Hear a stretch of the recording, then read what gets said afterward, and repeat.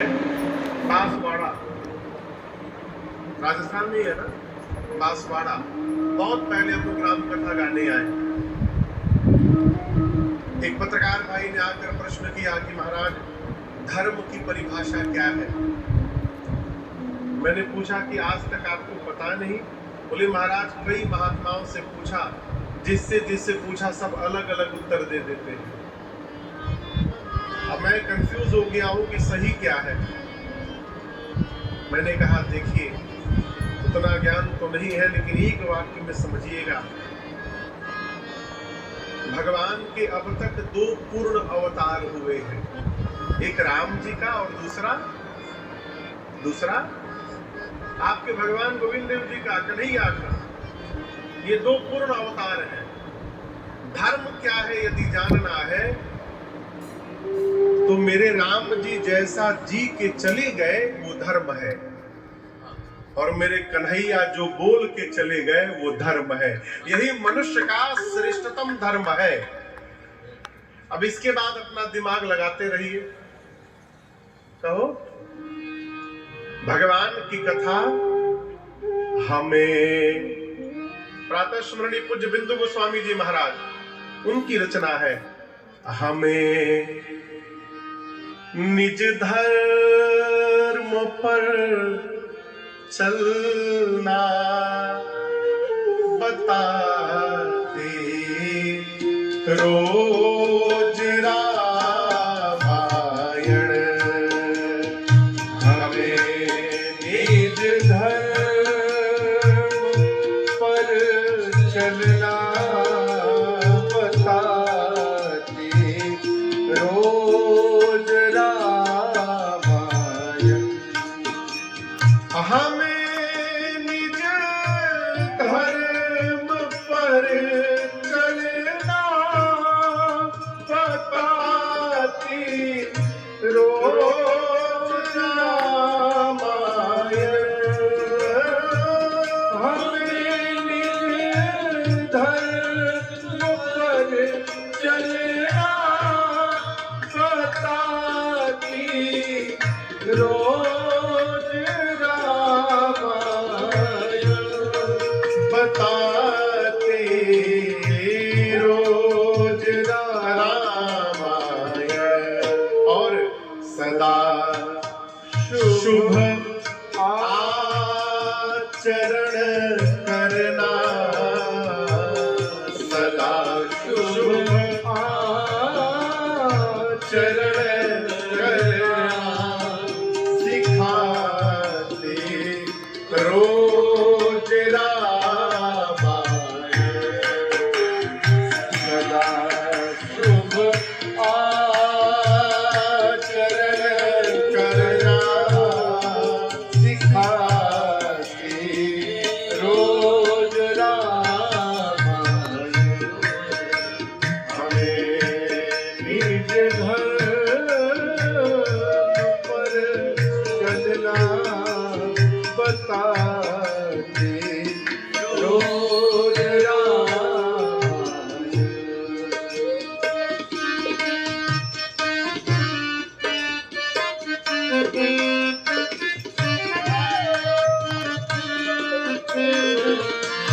उपाय दर्शन करिए। जिन्हें संसार सागर से उतर कर पार जाना है, जिन्हें संसार सागर से उतर कर पार जाना है, उतर कर पार जाना है। उन्हें सुख से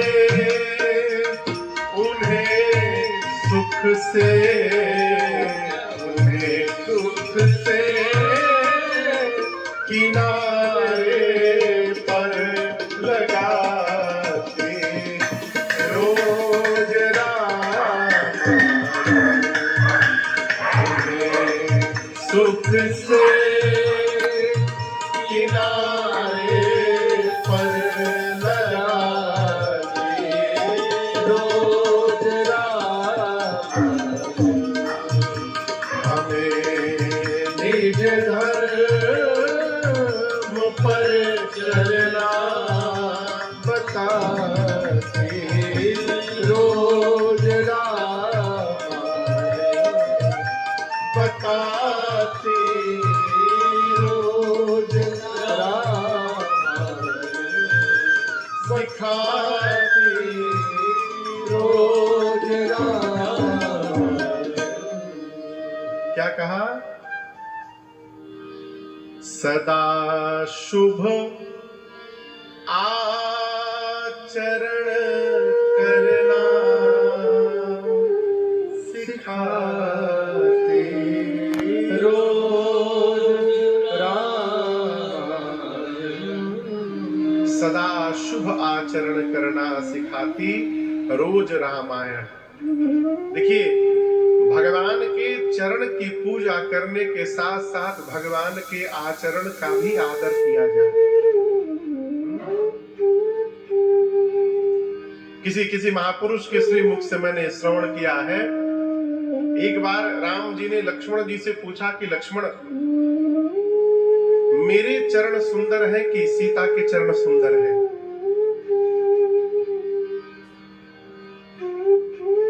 अब लक्ष्मण जी फंस गए, कहे अब कहे तो कहे क्या? कहे प्रभु बताऊं? राम जी कहे कहो। लक्ष्मण जी ने कहा कि प्रभु आपसे मां के चरण अधिक सुंदर है। सीता मैया प्रसन्न हो गई।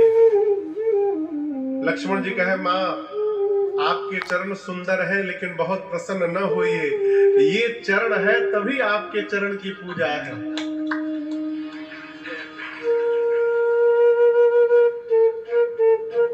राम जी भी प्रसन्न हो गए। लक्ष्मण जी बोले प्रभु आप दोनों बहुत प्रसन्न न होइए, आप दोनों के अलावा एक और चरण है जिस कारण आप दोनों के चरणों की पूजा होती है। राम जी बोले यहाँ केवल हम ही दो हैं, जानकी और मैं, हम दोनों के अलावा तीसरा चरण क्या, कौन आ गया? लक्ष्मण जी बोले प्रभु वो आप दोनों के आचरण है, आप दोनों के आचरण ऐसे हैं कि आपके चरणों की वंदना हो रही है। ये सदा शुभ आचरण करना सिखाते रोज रामायण। प्रथम श्लोक में गणपति भगवान और मां सरस्वती को गोस्वामी तुलसीदास जी ने वंदन किया। दूसरे श्लोक में यहां दर्शन करिए, बाबा कहते हैं भवानी शंकरौ वंदे। कौन? श्रद्धा विश्वास रूपिणौ याभ्यां विना न पश्यन्ति सिद्धः स्वान्तः समीश्वरम्। दूसरे श्लोक में गोस्वामी तुलसीदास जी ने एक साथ मां पार्वती और भगवान शंकर जी को वंदन किया। क्यों वंदन किया? आपसे निवेदन करूं, मां पार्वती श्रद्धा है।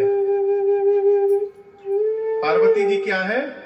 श्रद्धा। और भगवान शंकर विश्वास। गोस्वामी जी एक साथ इसलिए वंदन करते हैं कि जीवन में जब तक श्रद्धा और विश्वास का मिलन नहीं होगा तब तक कोई भी कार्य पूर्ण होने वाला नहीं है। देखिए, साधन चाहिए लेकिन साधन के साथ साथ आत्मबल भी चाहिए। जिसके पास साधन है और आत्मबल नहीं है, साधन रहते कुछ नहीं कर सकता। और जिसके पास आत्मबल होता है, विश्वास होता है, उसके आत्मबल से साधन उसके पास अपने आप पहुंच जाते हैं और वो असंभव को भी संभव कर जाता है। कहो, ये आत्मबल कैसे निर्माण होगा? ये विश्वास से हम कर सकते हैं। ये प्रसंग कहता है माई बाप, जीवन में कोई भी कार्य करने जाइए तो पहले स्वयं को विश्वास में रखिए कि हम कर सकते हैं, हम कर सकते हैं। और विश्वास कब होगा जब उस कार्य के प्रति हमारी श्रद्धा होगी। देखिए, श्रद्धा हो जाए ना तो विश्वास अपने आप उत्पन्न हो जाता है। इसलिए जो भी कार्य भगवान ने आपको सौंपा है, अपने कार्य में श्रद्धा रखिए। गोस्वामी जी ने एक साथ मां पार्वती और भगवान शंकर को वंदन किया, दूसरे श्लोक में। तीसरे श्लोक में भगवान शंकर की अकेले वंदना की, और आज विश्वास रूप में नहीं, जगत के गुरु के रूप में। वंदे बोधमयम नित्यम गुरुम शंकर रूपिणम यमाश्रितो हि वक्रोऽपि चंद्रः सर्वत्र वंद्यते। भगवान शंकर को त्रिलोक का सद्गुरु बताया गया। तुम त्रिभुवन गुरु वेद वक्ता। देखिए, गुरु कौन है, उसको समझ आ जाए। गुरु कौन है? जो हमारे जीवन के अंधकार को प्रकाश में परिवर्तित कर दे, हमारे जीवन को सही दिशा प्रदान कर दे। देखिए, दिशा यदि प्राप्त हो जाएगी तो जीवन की दशा बदलने में विलंब लगने वाला नहीं है, और दिशा नहीं मिलेगी तो भटकते रहिए, है? भगवान शंकर त्रैलोक्य के गुरु है। क्यों? जीवन में जब पास में कुछ भी न रहे और उसके बाद भी यदि आनंद में रहना है और ये कला सीखनी है तो बाबा की ओर दर्शन किया जाए। यहाँ तो कोठी में रहने के बाद भी जीव रोता है, और बाबा कैलाश पर, पहाड़ पर, बिना कुछ वृक्ष के नीचे बैठे हैं और हर क्षण आनंद में रहते हैं। ये स्वभाव सीखने योग्य है। माने गोस्वामी तुलसीदास जी ने भगवान शिव के गुरु स्वरूप का वंदन किया। इसके बाद चौथे श्लोक में आदि कवि बाबा वाल्मीकि और श्री हनुमान जी को वंदन किया। पांचवें श्लोक में जगत जननी मां श्री जानकी जी को वंदन किया। छठवें श्लोक में भगवान श्री राघवेंद्र सरकार को वंदन किया। और बालकांड के प्रारंभ के 7 श्लोकों में से अंतिम श्लोक गोस्वामी तुलसीदास जी कहते हैं कि मैंने, देखिए आपसे निवेदन करूं, ये जो ग्रंथ है ना, ये शोध पत्र है। गोस्वामी तुलसीदास जी के जीवन का शोध का परिणाम है। आप में से कोई पीएचडी किया हुआ है, डॉक्टरेट? अच्छा चलिए, कोई नहीं है। घर परिवार जान पहचान में कई लोग मिलेंगे आपको जो डॉक्टरेट किए होंगे, उनसे पूछिएगा। जब डॉक्टरेट करते हैं, पढ़ाई करते हैं, तो थीसिस लिखना पड़ता है, शोध। तो जब थीसिस लिखते हैं तो उसके प्रारंभ में या अंत में एक सूची बनाई जाती है कि इसको लिखने के लिए हमने किस किस ग्रंथ का आश्रय लिया, और उसकी पूरी सूची दी जाती है कि हमने इस ग्रंथ से पढ़ा, इस ग्रंथ से पढ़ा, यहाँ से लिया, यहाँ से लिया, वो पूरा लिखा जाता है।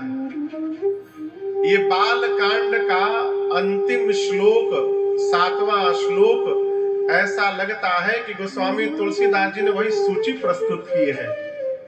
गोस्वामी जी कहते हैं कि मैंने श्री रामचरितमानस की रचना कैसे की, ये 7वें श्लोक में कहते हैं। कैसे की? नाना पुराण निगमागम सम्मतम यद रामायणे निगदितम क्वचिदन्यतो स्वान्तः सुखाय तुलसी रघुनाथ गाथा भाषा